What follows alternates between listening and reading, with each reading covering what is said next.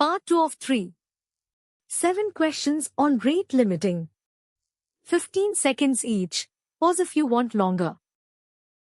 2 gateway instances both read a counter at 99 simultaneously and both allow the request.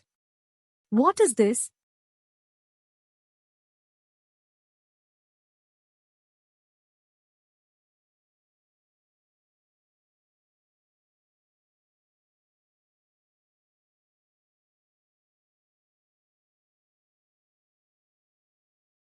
A textbook race condition.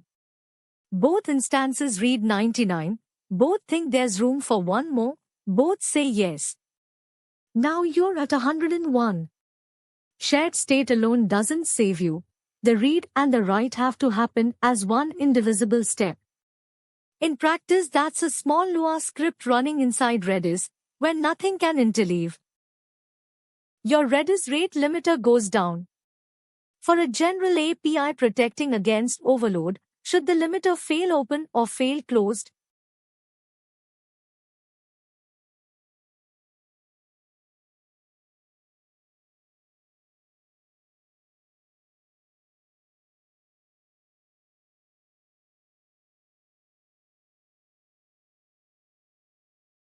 Fail open, and I want you to sit with why.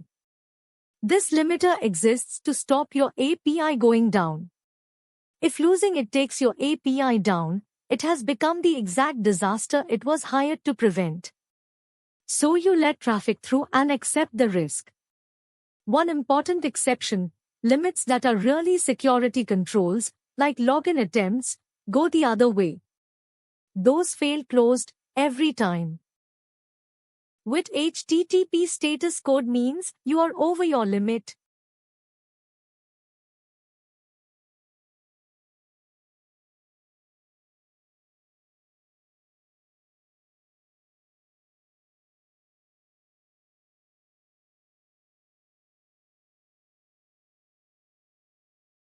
$429, too many requests. And the ones it doesn't matter just as much. Not 400, because there's nothing wrong with the request.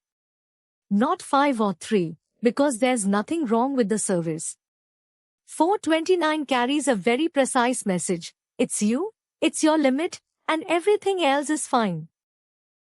Which response header is the single most valuable one to send with a 429?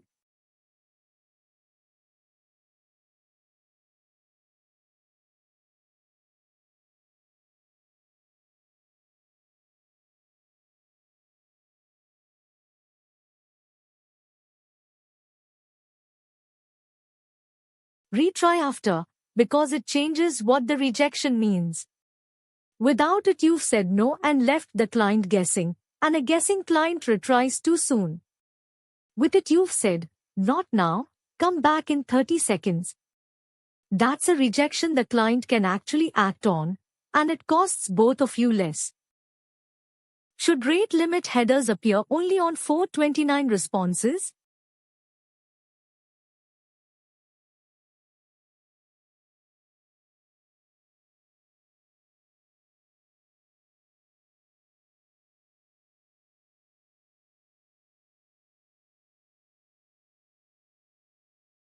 Send them on successes too. If the only time you tell a client about its budget is the moment it's already blown it, you've built a wall with no warning sign. Put the remaining count on every response and a well-written client watches it fall and eases off on its own. Pacing beforehand is always cheaper than rejecting and retrying afterwards. Should requests that get rejected with a 429 count against the client's limit?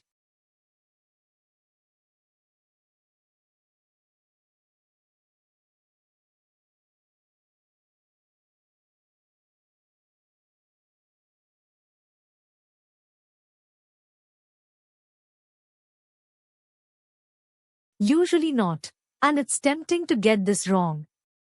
It feels like rejections should cost something. But think about what happens. The client is already over, and now every attempt to recover digs the hole deeper. It can never climb out.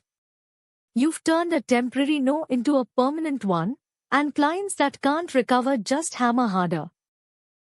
8,000 clients get errors during a blip and all retry immediately, taking the recovering service down again. What is this called?